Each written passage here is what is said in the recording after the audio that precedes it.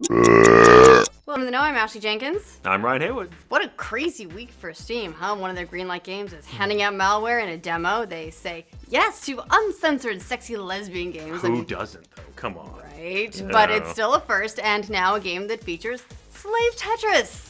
Yes, Slave Tetris. It had to drop the minigame after a social media outrage I'm sure no one saw coming when they decided to make it in the first place. Yeah, the game is called Playing History Slave Trade, the second in a series of playing history games by development house Serious Games, which has had plenty of other super fun topics too, like the plague, and Vikings. Oh, come on. Why you got all the Vikings in with plagues and slavery? They did Odin kill would a lot not of people. be pleased. There was a lot of deaths, okay? They did it with some serious There was style, some though. pillaging.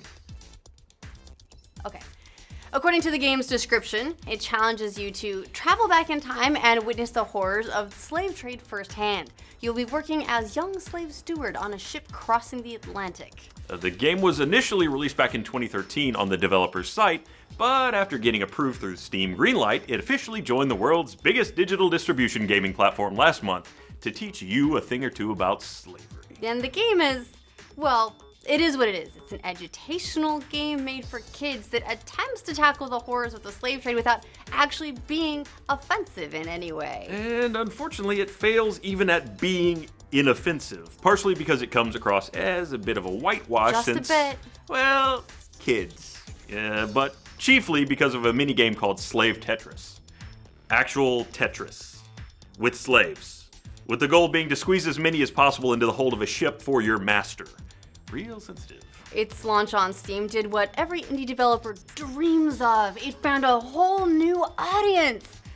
Unfortunately for them, this audience was outraged by the game's attempt to teach math by bartering children and turning Tetris into a human trafficking puzzle. Probably didn't help that the studio released the game on Steam with a 25% launch discount. Get them while they're cheap. You could ask, is it actually a success? Does this Tetris mechanic of attempting to stuff as many slaves in a ship as possible make you uncomfortable?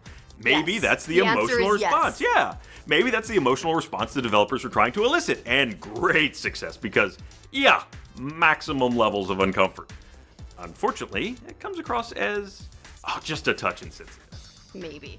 The entire game, but Slave Tetris in particular, drew the ire of Steam reviewers who noted things like, while I do appreciate the creativity, I don't think there was much of a reason for turning such a shameful period of history into a series of games.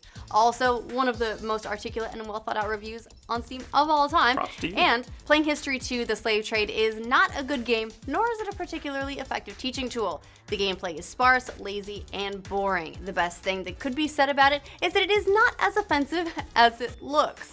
High praise. Very high. It's also since made the rounds on social media because whenever you're in Of course trouble, it does. straight to Twitter.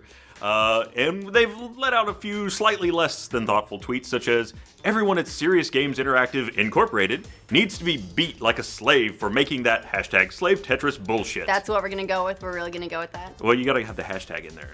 That really, it ties the whole thing together. It's the right? irony, really, I Yeah. think is the problem. Or lack thereof, maybe. Maybe a touch. But others left off the implications of violence to say, this game is reprehensible. If you don't understand why, then hire someone who gets how truly hurtful and tone-deaf it is.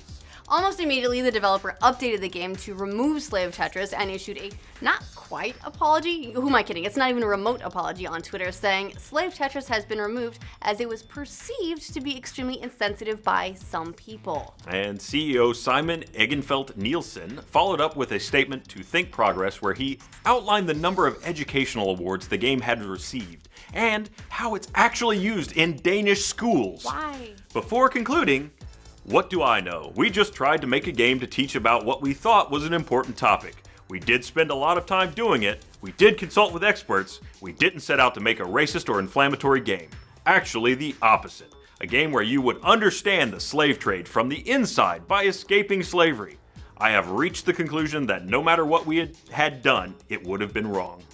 Here's the thing, though. Slavery and the entire slave trade was an awful thing. It's good to have a harsh light shined on its inhumanity.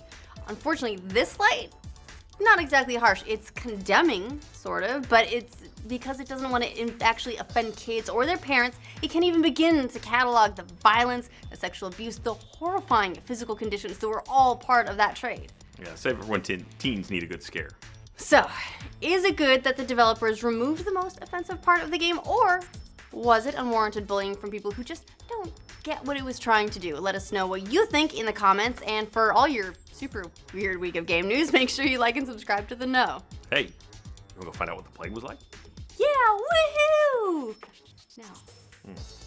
Don't forget, Rooster Teeth has been nominated for Show of the Year by the Streaming Awards. This is an Audience Choice Award. It means a lot to us, so if you want to vote for us, and we'd really, really appreciate it if you do, click the link right over here and vote as many times as you love us. No, scratch that. Vote as many times as you love Ryan. That ought to do it.